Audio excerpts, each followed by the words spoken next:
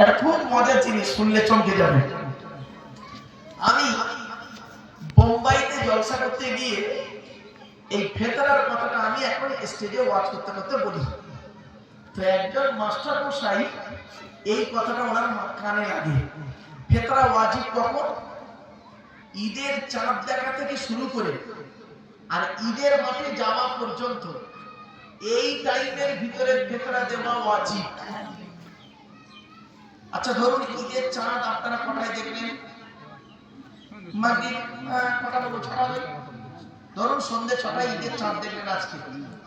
আর কাল ঈদের নামাজ আপনার এখানে কটায়? সকাল 8টায়। তাহলে আজকে সন্ধ্যে 6টা থেকে নিয়ে কালকে ঈদের মাঠে যাওয়া পর্যন্ত, মানে সকাল 8টা পর্যন্ত, এই 14 ঘন্টার মধ্যে ফিতরা দেওয়া ওয়াজিব। এই 14 ঘন্টার ভিতরে ফিতরা দেওয়া ওয়াজিব। তাহলে আপনি 27 রাতে ফিতরা দিলেন কি করে? ঈদের পরে ফিতরা দিলেন কি করে? ব্রেন ঘুরবে। হয়েছে? ওয়াজিব তো আপনার হয়নি এখন। এখন আচ্ছা শোনেন, এক মিনিট। বেতেরের নামাজ ওয়াজিব কখন? এশার নামাজের পরে। এশার নামাজের আগে যদি কেউ বেতের পরে হবে না, হবে না। তাহলে বেতেরের শর্ত কি? আগে এশার নামাজ হতে হবে, তাই তো নাকি? তো আপনার তো এখন ফিতরা ওয়াজিবই হয়নি, আপনি 27 রাতে ফিতরা দিলেন কি করে? আর আপনার যদি বলেন ঈদের নামাজ, ঈদের নামাজ পার হয়ে যাওয়ার পরে আপনি ফিতরা দিলেন কি করে? তখন তো কাজা হয়ে গেল। মারাত্মক প্রশ্ন। এখন এই ওয়াজটা আমি এখন করে চলে এসেছি, উত্তরটা দিইনি। এখন ওই মাস্টার মশাই, সব শ্রোতা তো সমান নয়, ওই মাস্টার মশাইয়ের কানে লেগেছে। সত্যি তো মারাত্মক কথা। উনি করেছেন কি? একজন ইমাম সাহেবকে ধরেছে।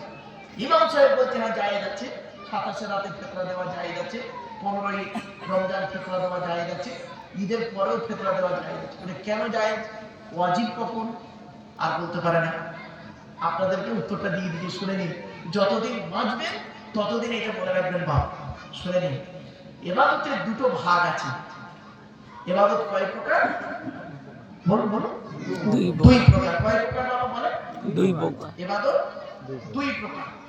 একটা হলো ইবাদতে বাদানি, বাদান মানে শরীর, শরীর দিয়ে ইবাদত হয়।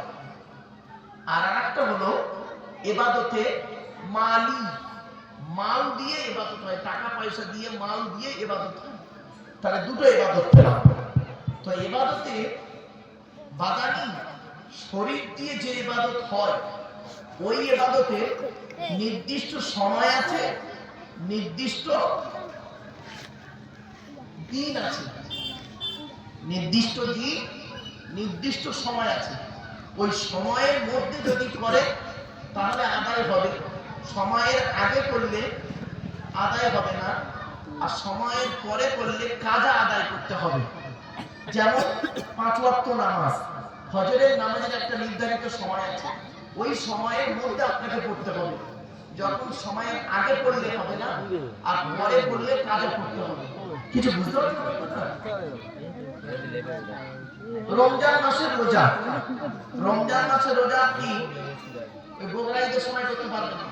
রমজানের নির্দিষ্ট মাস আছে, এই মাসের মধ্যেই করতে হবে।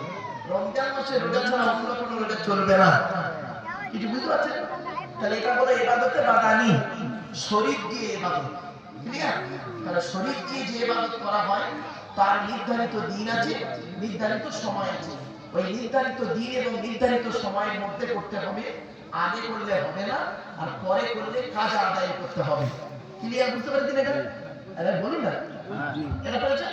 এবার আসুন পরেরটা, আসুন আপনার প্রশ্ন উত্তর।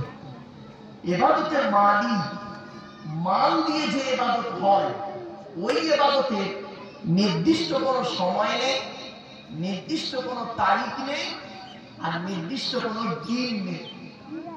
ওই ইবাদতের নিয়ম হলো, নিয়তটা হলো নেই। ইন্নামাল আমালু বিন্নিয়াত, নিয়তটা হলো নেই। কিরকম?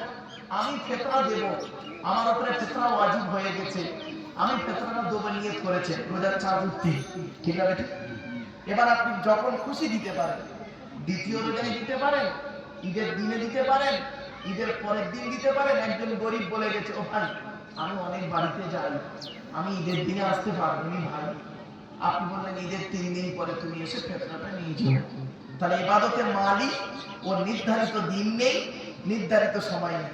যেমন যাকাত, যাকাত যাকাত ফরজ তো, যাকাত ফরজ, কিন্তু যাকাতের নির্ধারিত দিন আছে নেই।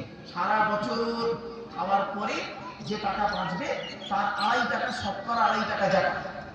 এখন দেখা যাচ্ছে আপনার হিসেব হচ্ছে ডিসেম্বর থেকে, জানুয়ারি থেকে ডিসেম্বর হতে পারে, বা ওই লোকের হিসাব হচ্ছে এই রমজান থেকে ওই রমজান, আবার ওই লোকের হিসাব হলো চৈত্র মাস থেকে, ওই বৈশাখ মাস থেকে চৈত্র মাস।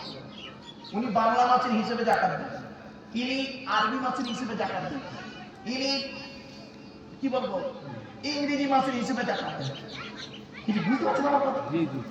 তো ইবাদতের মালি আর ইবাদতের বাদে, ইবাদতের মালি হলো কি নির্ধারিত দিনে, এই জন্য আপনি আগের দিনেও ফেতরা দিতে পারেন, এখনো দিতে পারেন, আর ঈদের পরেও দিতে পারেন। ক্লিয়ার হয়েছে? ব্যাস।